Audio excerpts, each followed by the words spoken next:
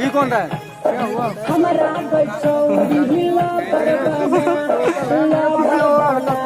भरबाना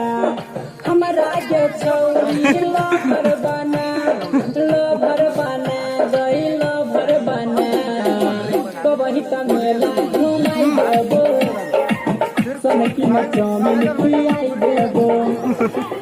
कबही तमेला घुमाई देबो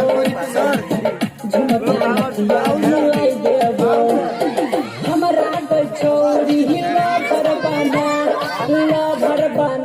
गई लो भरबाना हमारा के छौरी लो भरबाना गई लो भरबाना कबही का मेला घुमाई देबो सनकी में चाउमीन खिलाई देबो कबही का मेला घुमाई देबो झुमका नथिया दिलाई देबो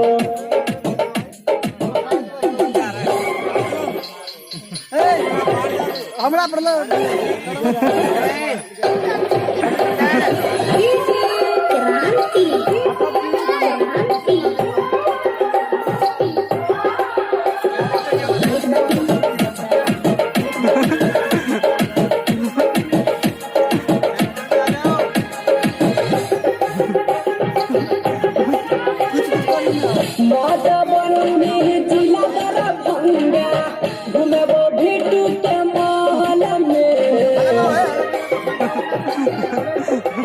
जिला शहर सुन गे खबरिया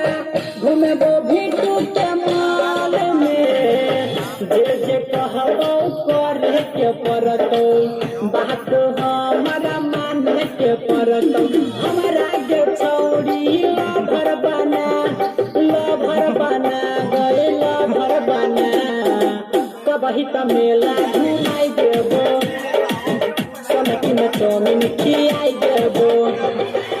कबही तमेला घुमाई देबो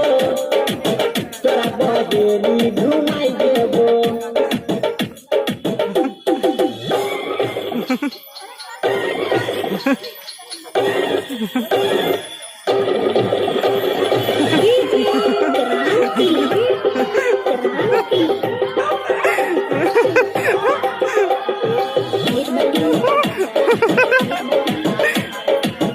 बहुत बढ़िया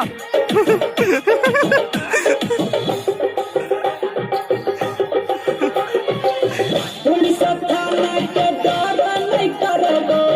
घुमबो खुला मत लागे